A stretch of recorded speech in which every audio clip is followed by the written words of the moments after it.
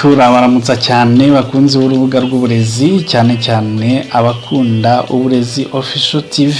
Turizera ko mumeze neza, ariko kandi nyabona mwibuke gahunda yacu ni ukugwa tubyuka. Nta mpamvu yo guheranwa n'ibihe.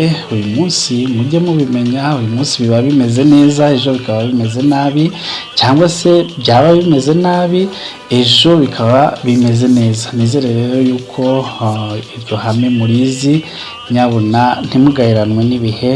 Ibintu birahindagurika, ubuzima ntabwo ari ikintu kiri aho ngaho, ahubwo ubuzima buratembera, niko bimeze, niko byubakitse. Uyu munsi rero turi muri gahunda za siporo, aho televiziyo yanyu yabagereye mu karere ka Nyaruguru, cyane cyane mu bigo by'amashuri, tukareba uburyo siporo zikorwa mu banyeshuri, mu baturage, ndetse n'izindi gahunda cyane cyane zifite aho zihuriye n'uburezi. Nyaruguru irakataje mu kwimakaza umuco wa siporo na gahunda y'imiyoborere myiza. Siporo mu mashuri ni igice cy'ingenzi kigize uburezi bugamije guteza imbere umwana mu buryo bwuzuye, haba ku mubiri, imitekerereze no mu mico. Bigira uruhare mu kubaka ubuzima buzira umuze, guteza imbere impano no kongerera abanyeshuri ubushobozi bwo gukorera hamwe. Mu mashuri menshi siporo ikorwa mu buryo bw'imyitozo ngororamubiri, amarushanwa yo mu mashuri interclasses, ndetse n'amarushanwa ahuza ibigo by'amashuri interschools. Siporo ifasha abana kugira ubuzima bwiza, kugira imbaraga, ubudahangarwa, kwirinda indwara zifitanye isano no kudakora imyitozo ngororamubiri.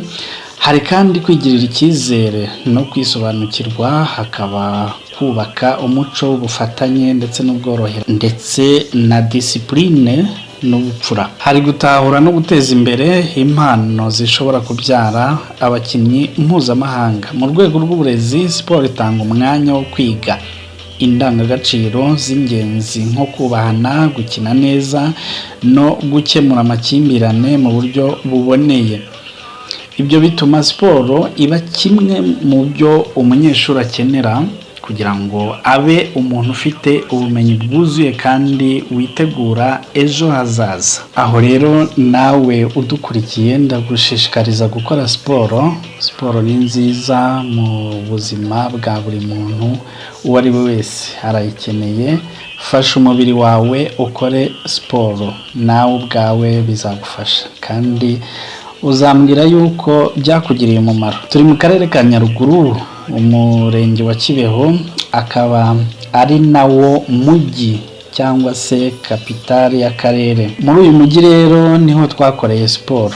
Aka karere gafite umwihariko wo gutegura siporo rusange ihuza abantu bose, by'umwihariko ibigo by'amashuri, bagahurira hamwe abanyeshuri, abaturage, abayobozi mu nzego zitandukanye, kuva ku muyobozi w'akarere kugera kuri mudugudu. Aha ni ku itariki 22 z'ukwezi kwa 11 2025, uburezi official yakoranye siporo rusange n'abaturage b'umujyi wa Kibeho. Ikaba isanzwe iba hagamijwe kubungabunga ubuzima bw'abaturage mu byiciro binyuranye. Nyuma ya siporo rero hapimwe indwara zitandura, ndetse hanakorwa ubukangurambaga kuri gahunda zitandukanye za leta. Iyi siporo ikorwa mu karere kose, ariko ku rwego rw'akarere yakorewe mu mujyi wa Kibeho, aho umuyobozi w'akarere ka Nyaruguru Dr Murwanashyaka Emmanuel ari kumwe n'umuyobozi wa polisi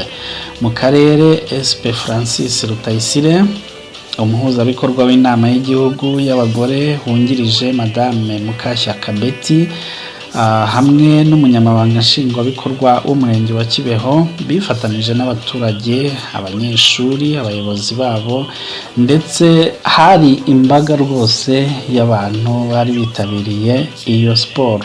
Bakaba rero barakoze mucaka, biruka ibirometero bigeze kuri 6. Nyuma yabwo hakozwe imyitozo ngororamubiri.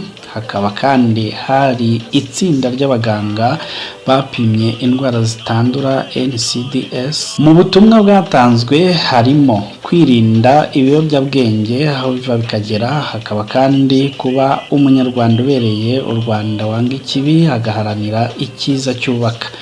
hari kwimakaza isuku n'isukura aho dutuye, aho tugenda n'aho dukorera, hakaba nanone gukomeza gukora siporo kuko ni ubuzima, kandi igakangurirwa n'abandi batarabyumva neza kugira ngo nabo bumve ko ibafitiye umumaro. Turi mu cyumweru cyahariwe gufata imiti neza. Abitabiriye siporo rusange bakanguriwe gufata imiti bahawe na muganga bakayimara, barinda ubudahangarwa ku miti. Tukiri muri gahunda y'imikino kandi muri TTC Jean Baptiste Cyahinda habaye umukino wa netball wahuje ikipe y'abakobwa ya TTC Cyahinda n'ikipe ya Air Force ndetse n'ikipe ya Military Police, aho ikipe ya TTC Cyahinda yabanje gukina n'ikipe ya Air Force. Umukino urangira TTC Cyahinda itsinze ibitego 31 cyangwa se ku manota 31 kuri 26 bya Air Force, naho umukino wahuje ikipe ya TTC Cyahinda na Military Police